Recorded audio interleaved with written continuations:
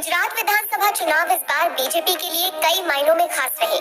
BJP ने कई युवा चेहरों पर दांव लगाया था, उनमें से ज्यादातर अपनी साख बचाने में कामयाब हो गए। इन्हीं में से एक युवा नेता है हार्दिक पटेल। गुजरात में बड़े स्तर पर पाटीदार आंदोलन कर चर्चा में आए हार्दिक पटेल प्रदेश में चुनावों से पहले बीजेपी में शामिल हो गए थे। लिहाजा इस बार बीजेपी ने हार्दिक को विरमगाम से मैदान में उतार दिया था। हार्दिक के लिए खुद यूपी के सीएम और बीजेपी के स्टार प्रचारक योगी आदित्यनाथ ने रोड शो किया, जनता को संबोधित किया और जनता से हार्दिक को जिताने की अपील काम आई और हार्दिक जीत गए। जीत के बाद हार्दिक समेत कई युवा नेताओं को इस बात का इंतजार था कि मंत्रिमंडल का विस्तार कब होगा। हार्दिक ही नहीं बल्कि उनके कई समर्थकों को उम्मीद थी कि उन्हें कैबिनेट में जगह दी जा सकती है, लेकिन जैसे ही गुजरात कैबिनेट की लिस्ट सामने आई, हार्दिक तो क्या कई युवा चेहरों को बीजेपी ने मौका नहीं दिया। अब हर कोई इसके पीछे की वजह जानना चाहता है। इसके पीछे की जो सबसे प्रमुख वजह निकलकर सामने आई वो ये कि हार्दिक समेत तमाम युवा नेताओं को राजनीति में कम अनुभव है। अनुभव कम होने की वजह से ही बीजेपी ने हार्दिक को भी इस बार बड़ी जिम्मेदारी नहीं दी। वैसे तो हार्दिक साल 2014 के बाद से ही पाटीदारों के नेता बन गए थे। एक बड़ा आंदोलन उनके नेतृत्व में पूरा हुआ था, लेकिन फिर भी बीजेपी ने कोई रिस्क नहीं लिया। गुजरात मंत्रिमंडल में सारे मंत्री ज्यादा उम्र और अनुभव वाले हैं। गुजरात की विरमगाम सीट को 51,000 से भी ज्यादा बड़े अंतर से जीतने वाले हार्दिक ने कैबिनेट में जगह न मिलने को लेकर अपनी बात रखी। एक न्यूज चैनल को दिए गए इंटरव्यू में हार्दिक ने कहा, मैं बहुत युवा विधायक हूँ, मैं सिर्फ पार्टी के लिए काम करने में विश्वास रखता हूँ। आगे पार्टी मुझे जो भी जिम्मेदारी देगी मैं उसे खुशी खुशी स्वीकार करूंगा। इसी के साथ हार्दिक ने एक ट्वीट किया जिसमें वो लिखते हैं, गुजरात सरकार के नवनियुक्त मुख्यमंत्री श्री भूपेंद्र भाई पटेल एवं सभी मंत्रियों को हार्दिक बधाई एवं शुभकामनाएं देता हूँ। यशस्वी प्रधानमंत्री श्री नरेंद्र मोदी जी और गृह एवं सहकारिता मंत्री श्री अमित शाह जी के नेतृत्व तथा मार्गदर्शन में गुजरात विश्व की नई ऊंचाइयों तक पहुंचेगा। अब हार्दिक को बड़ी जिम्मेदारी बीजेपी कब देगी ये तो आने वाला वक्त ही बताएगा। फिलहाल चुनावों के दौरान प्रचार कर रहे हार्दिक पटेल से जब एनएमएफ न्यूज ने एक्सक्लूसिव बातचीत की थी तब उन्होंने क्या कुछ कहा था, चलिए आपको सुनवाते हैं।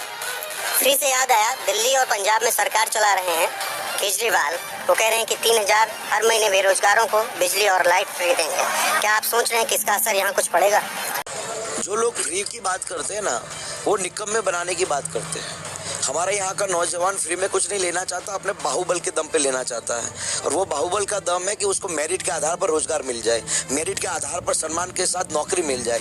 और यहाँ पर हमारी जो कंपनियां, मंडल में बहुत सारी नेशनल और मल्टीनेशनल कंपनियां आई है, या सानंद में भी बहुत सारी नेशनल और मल्टीनेशनल कंपनियां हैं, लेकिन कांग्रेस के विधायक ने कभी भी इन नौजवानों को वहाँ रोजगार मिले उसके लिए लड़ाई नहीं लड़ी। मैंने अपने घोषणा पत्र में लिखा है कि जब मैं इन लोगों के आशीर्वाद से जब गांधीनगर जाऊंगा तो सबसे पहला काम करूंगा कि यहाँ की कंपनियों में मेरे नौजवानों को वहाँ नौकरी मिले।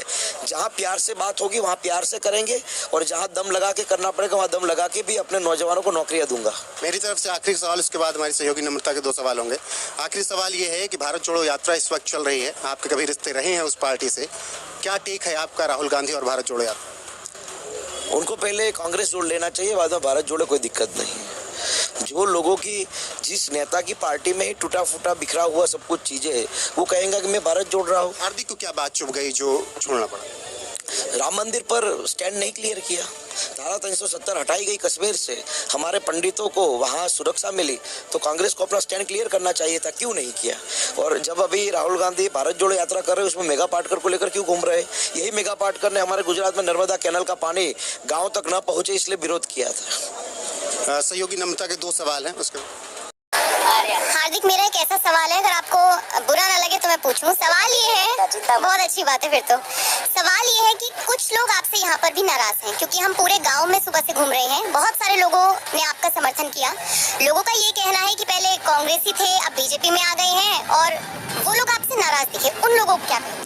देखिए, मेरा काम क्या है, लोगों की सेवा करना, और जहाँ पर मैं था उन लोगों ने लोगों की सेवा करने से मना कर दिया, तो मैंने जहाँ लोगों की सेवा करना चाहा वहाँ पर मुझे मौका मिला। निश्चित रूप से मैं ये मानता हूँ, बहुत बड़ा तहसील है, अगर 1-2 लोग मेरा विरोध करेंगे तो मैं उनको कुछ नहीं कह सकता, विरोध करने का सबको अधिकार है।